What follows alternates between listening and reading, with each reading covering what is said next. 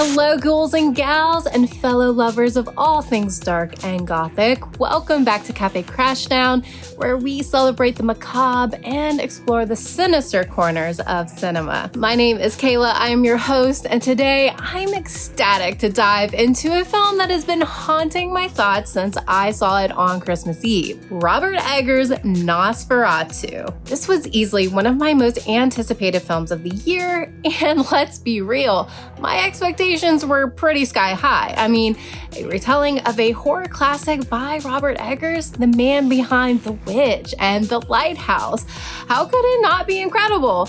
But even with my expectations through the roof, this film managed to surprise me. It's not just a retelling, it's a reinvention, and it's nothing short of a masterpiece. So, grab your garlic, light your lanterns, and join me as we explore how this film honors the 1922 classic, elevates its story, and leaves us with a version of Nosferatu that will linger in our nightmares for years to come.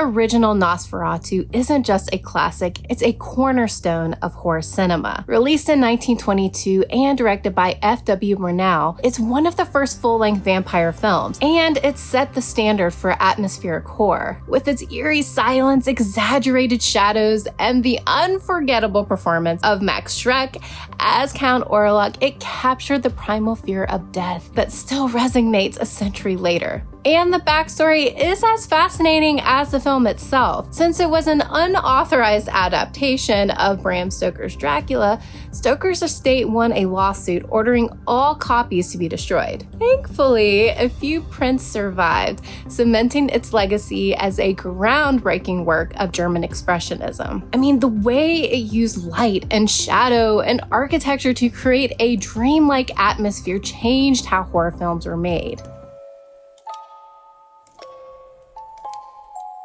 Come to me. So when Eggers first announced his adaptation, I couldn't wait to see it and to see how he would reinterpret this iconic story. Would he stay faithful to Murnau's vision, or would he create something entirely new? The answer, as it turns out, is both. Eggers' Nosferatu feels like a love letter to the original, while standing firmly on its own two feet as a modern Gothic masterpiece. Robert Eggers is a director who doesn't just tell a story, he transports you to a whole other time and place. With Nosferatu, he takes us to a grim and atmospheric 19th century Europe, where every cobblestone street and every flickering candle feels imbued with dread. What sets Eggers apart is his commitment to authenticity. From the period-accurate costumes that were freaking gorgeous to the crumbling architecture, everything feels tangible and lived in. But look, I know it's not just about the visuals, okay?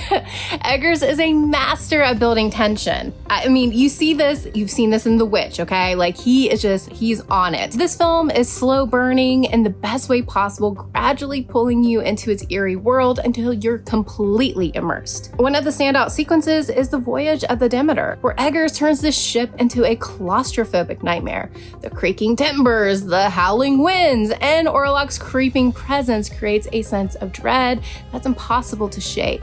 It's a perfect example of how Eggers balances this atmospheric horror with moments of sheer terror. And while the original relied on German Expressionism to create haunting visuals, Eggers uses naturalistic settings infused with mythic, almost otherworldly qualities. The result is a film that feels both grounded and deeply unsettling. Okay, let's talk about the performances because oh my god, this cast is stacked with talent and every single actor brings their freaking A game. I mean, we gotta start with Bill Skarsgård as Count Orlok. Simply put, extraordinary. He channels Max Schreck's unsettling physicality, the hunchback posture, the predatory movements, but he adds a layer of vulnerability that makes Orlok more than just a monster, which I absolutely love. There's There's like an aching, a loneliness to him, a sense of being cursed by his immortality that turns him into really a tragic figure.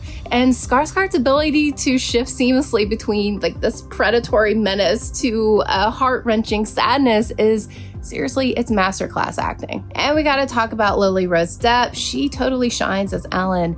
You know, in the original, Ellen served primarily as a symbol of sacrifice, you know, victim caught in Orlok's web. Here she's given depth and agency. Depp's portrayal is magnetic. Ellen is not just surviving, but she's fighting. I mean, she's freaking fighting and grappling with fear, duty, and her own inner strength.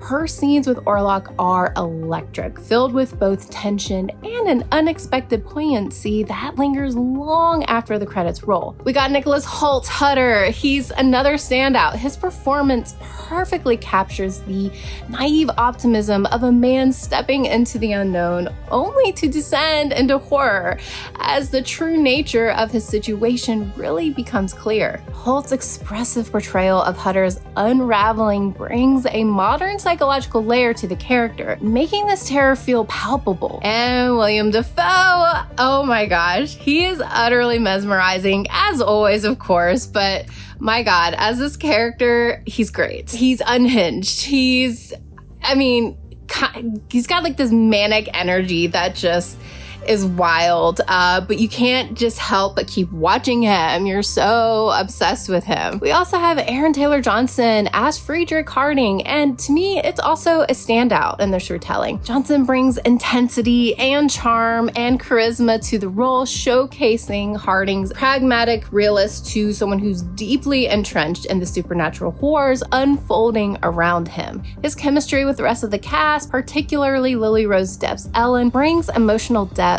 to some of the film's most gripping scenes. Listen, even the minor characters, like the ship's crew, are given depth and personality, making the world of Nosferatu feel rich and feel alive.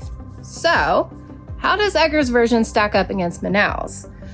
Okay, well, let's dive deeper into the comparisons. So we've got the 1922 Nosferatu. It was an exercise in visual terror, a silent film that communicated fear through striking imagery and unnerving performances. It relied on exaggerated sets, harsh contrasts, and shadow play to evoke a nightmarish, otherworldly quality. So then we have Eggers' version that pays homage to that visual legacy while adapting it for a modern audience. His use of naturalistic setting feels grounded, yet the cinematography filled with misty forests, decrepit manors, and moonlight seas retains a mythic, almost surreal atmosphere. One key difference is the emotional complexity of the characters. So in Manaus' version, Count Orlok was a force of nature, right? He's an inhuman, plague-bringing monster, basically. And then in this one, we have Skarsgård's Orlok, by contrast, is a predator, but also a victim of his own existence. His interaction with Ellen are layered with a tragic yearning, making his character feel more dimensional. The pacing, too, is worth noting. The original was constrained by the limitations of silent films at the time, while Eggers uses the luxury of time to build tension gradually. And I know that some people were complaining about that, this was just like a really slow burn, it was slow going, and then we finally got there. But listen, sometimes you just gotta build and build and build until you get a really great finale. And that's what he did, okay? Things do not have to go like boom, boom, boom all the time, all right? I know that that's what we're into nowadays, but it's okay to go a little bit slow. While Manaus' Nosferatu was groundbreaking for its time, Eggers' Nosferatu doesn't merely retreat the old ground. It builds on it, expanding the mythology and exploring themes of isolation, immortality, and the human cost of obsession. Look, both films stand as masterpieces in their own right, but together they form a fascinating dialogue between eras. At its core, Nosferatu is a love letter to Gothic horror, a genre that thrives on the interplay of beauty and terror, romance and decay. Robert Eggers captures these elements masterfully, immersing us in a world where every shadow hides a secret and every flickering candle hints at danger. Gothic horror isn't just about the supernatural, it's about the psychological and emotional weight that comes with it. And Eggers leans into this, weaving themes of isolation, forbidden desire, and the inescapable pull of the past. Ellen's struggle against her fate, Orlok's haunting loneliness, and the crumbling, oppressive settings all echo the hallmarks of Gothic storytelling. Visually, Eggers embraces the genre's aesthetic with breathtaking precision, the fog-drenched landscapes, the crumbling castles, and that beautiful lighting creating a sense of timeless dread. And what makes Eggers' take on Gothic horror so compelling is how he uses it to explore the human condition, which is what I absolutely love about horror. In the end, Nosferatu doesn't just revisit Gothic horror, it reinvents it for a modern audience while keeping its timeless essence intact.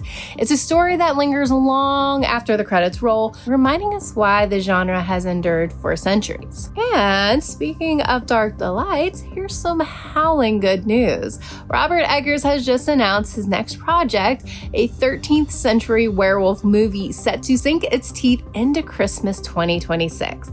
Picture it. Gothic castles, moonlit forests, and Eggers' signature blend of historical grit and atmospheric terror. If Nosferatu is any indication, we're in for another beautifully bleak, spine-chilling masterpiece. Nosferatu honestly is everything that I hoped it would be and more. It's a Gothic horror masterpiece that honors the legacy of the original while carving out its own place in cinematic history. From the stunning visuals to the unforgettable performances, every element of this film is crafted with care and precision. For fans of the 1922 classic, this is a must-watch. And for those experiencing the story for the very first time, prepare to be enthralled by a tale of terror, tragedy, and timeless horror. And with all of this, I would love to hear your take. Was it as hauntingly beautiful for you as it was for me?